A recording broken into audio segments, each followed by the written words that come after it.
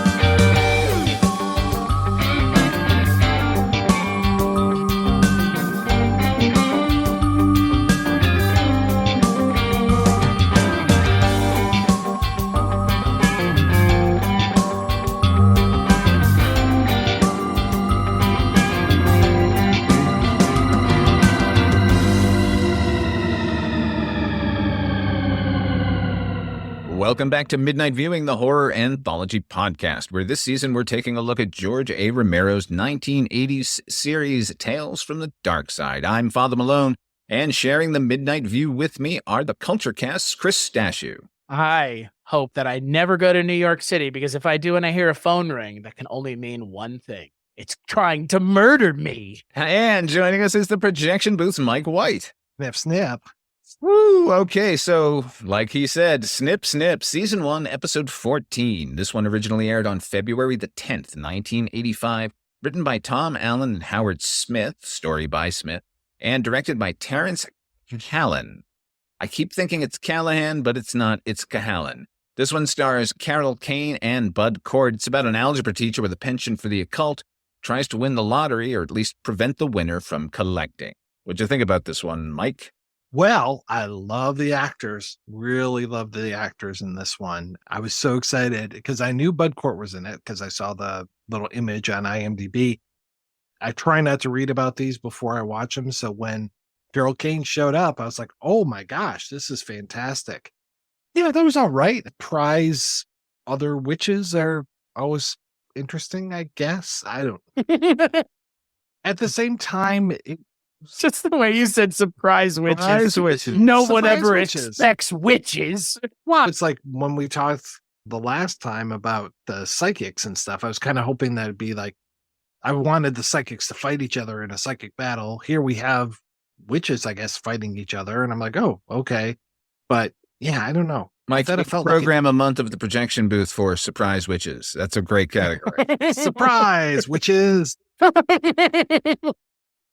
I felt like it needed a little jump at some point, but yeah, I thought it was okay. What did you think, Chris? I was holding myself back from laughing when you were like, I was hoping that there would be dueling psychics in the last episode that we did. Cause I was like, yeah, because when we get it, it's so entertaining. I mean, it's fine. I think to your point, Mike, Bud Cort's great. Carol Kane is great. Not a lot going on here. It kind of reminds me in a way of In the Cards, where it's like, and to what end? What's the gag? If the gag is the final shot of the episode, and that's what they were getting to, which ostensibly it is. Okay, what am I supposed to take away from how the episode ends, and how am I supposed to use that to interpret what I saw up until that point? I'm not sure, because to Mike's point, it reminded me a lot of that. I think it was like the first episode of this show where it's like he opens the door and there's kids trick-or-treating. Then he opens the door again. That was the first time of surprise witches on this show, apparently, because there's just a witch on a broom flying in front of him. That's what it reminded me of. I was like, what? Okay. Because I guess this is a universe where this guy could be in the dark arts. I guess Carol Kane as a barber could also be a witch. Sure. I don't know the rules here. You got me. I enjoyed the episode for the acting. It is muddled at best and weird at the end. Carol Kane seems to live in a beautiful 2-story loft / balloon factory. Why are there so fucking balloons? Thank you. It's a bit much. Bud Cort. Bud Cort. Harold. This is the weird period between where he looked super young and super old. This is kind of like his awkward teenage years. My girlfriend was startled when I pointed out that it was Harold. She said the whole time she thought it was a woman in drag. Really? Yeah. He does have feminine features, let's say. He does, yeah. Speaking of Bud Cort, great spit take in this episode. You never see a spit take that looks genuine, but when he says he's talking to his boss, he's quitting, and he's taking a big gulp of alcohol, and he spits it out and says, "No, I'm not drinking." Although making his boss listen to him while he performs the incantation, it was a weird move. No weirder than the incantation itself. All hail all on-set practical effects in this episode. It was so simple, just a piece of paper on a string. But man, oh man, it worked, particularly because Bud Cort plucks it out of the air while he's having the conversation with him. I loved that. Weird. Okay, here's my logical problem with the episode. Why would they announce the name of the winner? Right. You don't call up and quit before the numbers are read off either. I mean, this guy deserved everything he gets. Yeah, yeah, exactly. Have the next job lined up before you quit the first one. Like, make sure that those millions are yours. Like, no matter what your spirit guide has told you. But he finds her only because they name her. Like, why would the lottery announce the name of the winner? Everyone go to this human's house. They're going to have millions of dollars soon. I don't know. That just seemed like a lame plot thing that they just sort of threw out there so he could find her really quickly. And convenience does not equal economy. Usually the show is very good with how economical its scripts are, like getting us from point A to B to C.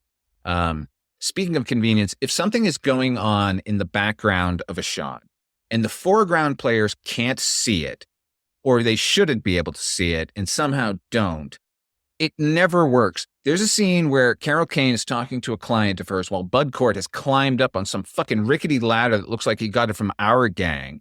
And he's like stumbling around and they're not supposed to see him. The idea is that their heads aren't turned in his direction so they can't see him, but peripheral vision would say they could see him. It was just so... Well, the one guy could see him. The one guy was literally staring at him, more or less. Like, that guy's just blind, apparently. Like, I know they were just going for like a comedy bit, but it was so weirdly like staged. Speaking of weirdly staged, at the end when the secret witch is revealed to be Carol Kane, they do this thing where they do this reverse shot of her jumping up onto the thing. It was clearly like she had jumped off of it.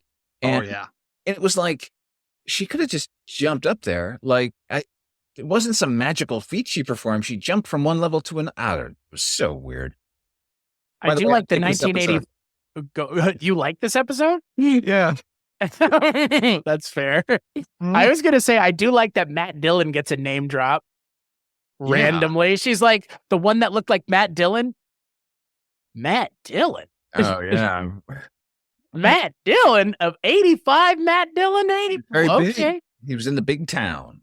I guess so. I mean, it's just weird. She was like, remember that record store guy? Oh, can we talk about talking birds, please? Just for a moment. Just for a moment, please. By the way, not disparaging Matt Dillon. Matt Dillon's a good-looking guy. He's just no Charles Bukowski, okay? You can't convince me of that, no matter how hard you try. He's no Julio Iglesias either. What in God's name is up with birds in movies, talking birds?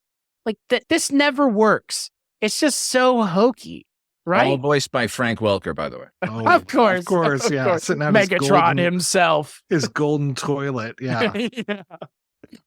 Noises provided by Frank Welker. Life must be hard for Mr. Welker at this point. I just don't, I don't know. A lot of this is contrived. Also, I don't know, maybe bird lovers out there, correct me if I'm wrong. Do you just walk around your house talking to your bird all the time? I would. If they could talk back. But I talk to my dog all the time. She's not saying shit. That's fair. But I guess, is she expecting the bird to reply? Well, clearly, because her bird is named Lucifer, and it might be some fucking familiar. I mean, he's way ahead of the occult game here. Lou the bird. Lou, short for Lucifer. Get it? The devil? Oh. He is Dr. Acula. Yeah, right. Oh, wait, Lou, I get it. I like last name Cypher. Lou Cypher. I know this guy. He was eating eggs. He's an egg eater, that fella. He's an egg eater with long fingernails. Look out, Mickey Rourke. Oh, my God. Where have we gone? We're no longer talking about this episode at all, but it's probably because it's not very good. I liked it. It's funny, but again, I don't know. I'm not saying that these shows being anthology shows, I'm not saying that they can't be funny, but right, like sustained hilarity is not a thing that these are promising. And when some of these episodes kind of go out of their way to be comedic throughout, it doesn't really work. The only show it kind of worked on was Tales from the Crypt, and that's because of the ham that is the Crypt Keeper being kind of the tone setter of the show. This show is, there is another side. Like, that's not funny at all. What the fucking laughter? I mean, it's darkly comic, but it's not the Crypt Keeper laughing, talking about, whatever stupid goddamn pun he trots out for this episode. That's my issue with these horror anthology shows is I get that they're trying to give us like a release valve of an episode with some comedy, but they rarely are successful in long form. That's why the Blackout sketches that's why we keep mentioning it. They really only work in short form because it is like a New Yorker cartoon. Like, it doesn't need to be any more than that. I wish in cases like this, when they are going to take a pause and give us a breather with a comedy episode, that in this case, they would hand the script to literally everyone in the office and say, is this funny? Right. Right. Oh, yeah. Because it's not enough for the guy who wrote and directing it. I mean, look, you're going to have Carol Kane and Bud Cort, so they're going to be funny. That is like a safety net for people, but you can't rely on them to fix all the fucking plot holes. No. Yeah, it's always struck me as weird when these kind of shows try to be funny because we've really only seen comedy work, I would say, on Twilight Zone 85. There were some actually funny episodes of Twilight Zone 85. Even the Tales from the Crypt episodes that were trying to be more comedic than anything else didn't really work. I mean, some episodes tried to go full on comedy, like the Harry Dean Anderson one. And oh my God, like, please hold me back from not wanting to remember that. And this show hasn't been successful with comedy really either. Not in this format, not in the extended entire episode is comedic. Anthologies have a comedic problem, let's face it. Well, if they're trying to be a horror show and they're trying to do this, horror and comedy are hard to do anyways. Writing comedy I find it to be the hardest thing to do.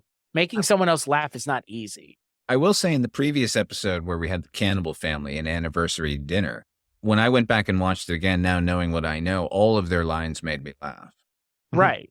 Right, because it recontextualized the whole thing. It was all pointed, and because they knew that they were doing this dark thing and they were underplaying everything. Whenever they know it's a comedy and they're feeding us a comedy, it's just like, okay, we're waiting for something to be funny, and it never is. There was a giant spoon on the wall of that house, and she didn't say a word. That's funny. I mean, that's my point. That is funny. What's that giant spoon for? Oh, nothing. You wouldn't understand. Attention, eat your lettuce.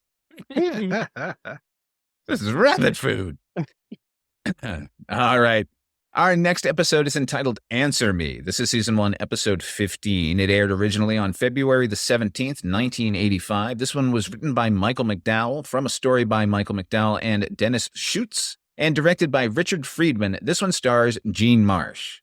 That's it. An English actress must contend not only with New York City, but that goddamn ringing telephone in the apartment next door. What'd you think of this one, Chris? Yeah, it was written by Michael McDowell, which was probably the most shocking part of this entire episode. Because for those of you listening that may not know, and I don't want to come off as an intellectual bully like some people do, Michael, not you guys, but other people when they speak down to us, Malcolm McDowell is a different story. Michael McDowell wrote Beetlejuice, which is one of the great, I would say, comedy horror movies of all time.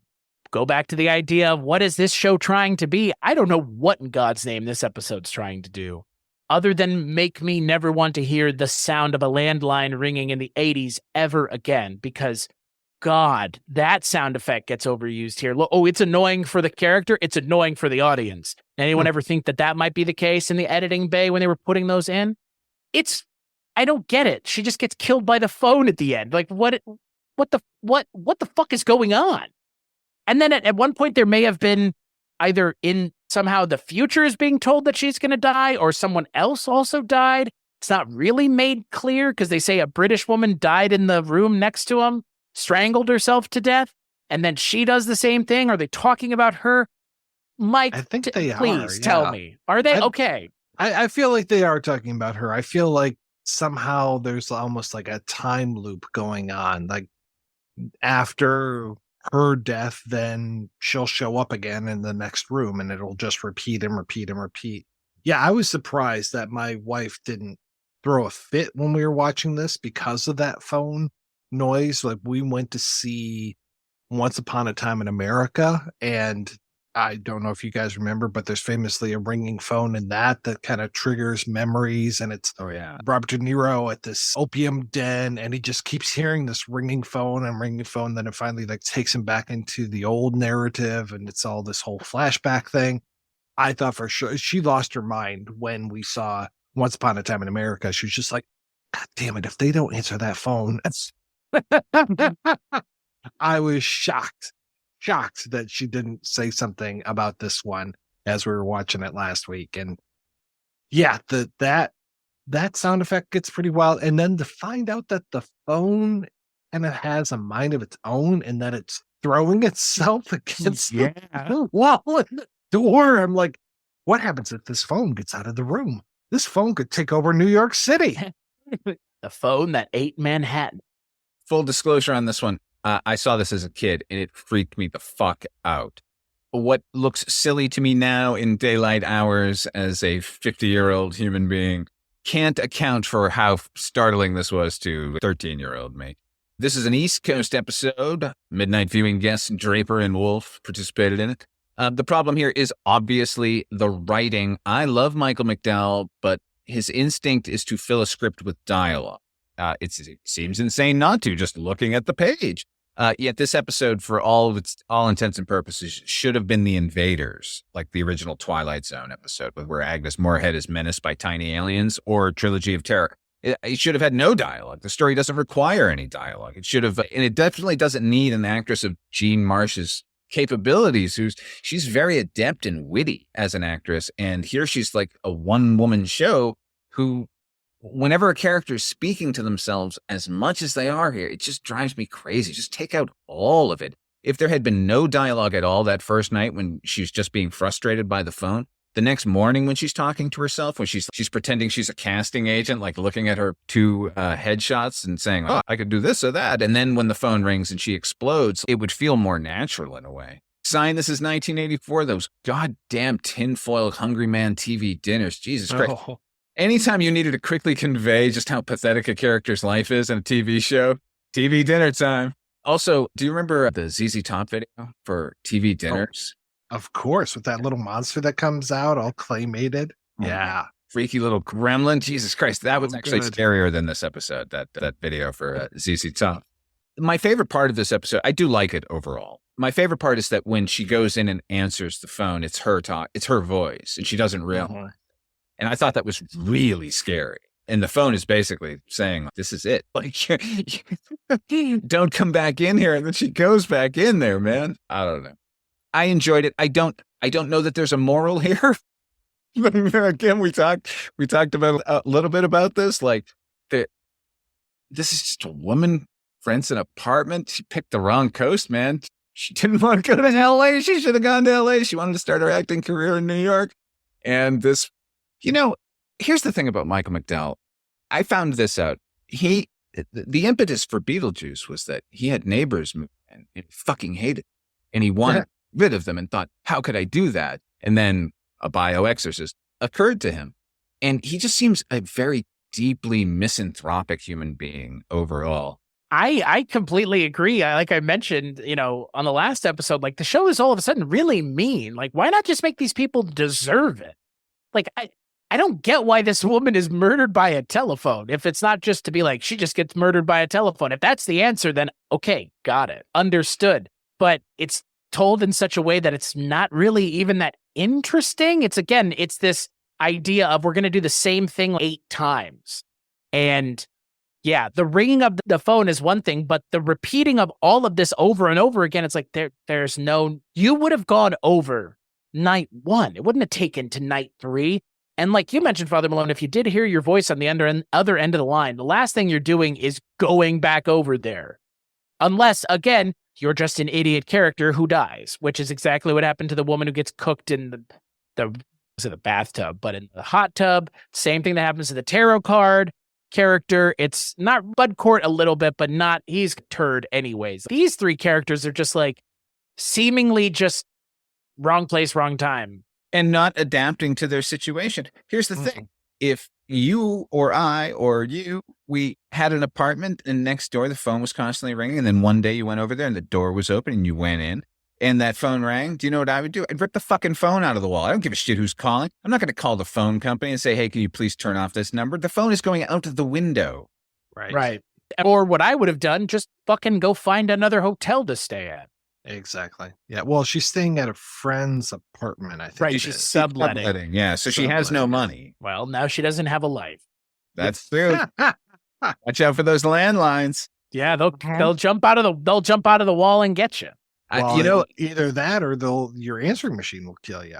Right. Real technophobic here on the Tales from the Dark Side. Like, that's how our inanimate objects are coming for us. We've imbued them with too much life. Feels very Columbo-y. Columbo is the same way, like relying on answering machines are crazy, landlines and cell phones. How are you calling me? Columbo always learns how those things work, though, and then uses them against the criminals. Correct. If only she was able to use the powers of the phone to defeat whatever phone demon was coming after her. Now, just one more thing. Careful, your cell phone's going to try to kill you. I will say this about Tales from the Dark Side, though. At least they're examining what's going on around them. I at no point do I feel like this is an episode that could have taken place in 1940 or is from the 1940s, which was often times on Night Gallery. It would be like, what does this have to do with anything? This is 1970 and we're getting a tale from what feels like 52 or something. Well, I mean, I'm just waiting for them to start singing for He's a Jolly Good Fellow on this show. Lord. You know what? If it happens, I'll eat my hat. I want it to happen so badly just because I want the 3 of us to all have the same reaction, which is God in heaven, why? It haunts us still. On the next episode of Midnight Viewing, we'll be taking a look at 2 episodes from season 1. Those are The Tear Collector with Jessica Harper. Everybody, tune into that. Jessica Harper, y'all. And The Madness Room. Until next time, what are you working on? Where can people find it, Chris Stashu? You can find everything that I work on over at weirdingwaymedia.com, which is where all the podcasts that I have been working on for the last decade now can be found, aside from one thing, which can be found on mine or Mike White's Patreon, which is Rankin' on Bond, which is a monthly Patreon exclusive show where Mike and I, along with our friend Richard Haddam of Richard Haddam's Paranormal Bookshelf, sit down and talk about James Bond once a month. If that's the thing you're into, which if you're listening to this, you may like the sounds of our voice or our opinions, go check that out. What about you, Mike? Where can people find what you do? Well, everything that I do is also in the same place, also with the exception of that Rankin on Bond show. So weirdingwaymedia.com, that's the place that you want to be. How about you, Father Malone? I think I should have access to this James Bond show. Well, if you give us some money. Give us some money. Yeah, you know how much, you heard us say it's $10. Come on. Yeah, all right. As for me, what they said for my audio content, but you're welcome to check out my other forays into media over at fathermalone.com. Thank you all for joining us here at Midnight Viewing. Until next time, try to enjoy the daylight.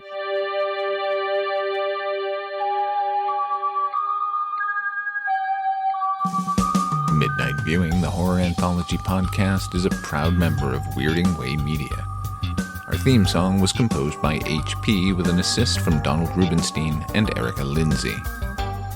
If you want to hear these episodes early and commercial-free, become a patron over at patreon.com/fathermalone. Not only are the episodes up early, but we have extended interviews and bonus podcasts where we spotlight the best episodes of horror anthologies from every series. But if you just like the show and want to help, please share it with your friends and give us a rating on your favorite podcatcher. Together we'll keep journeying through the places that are just as real, but not as brightly lit.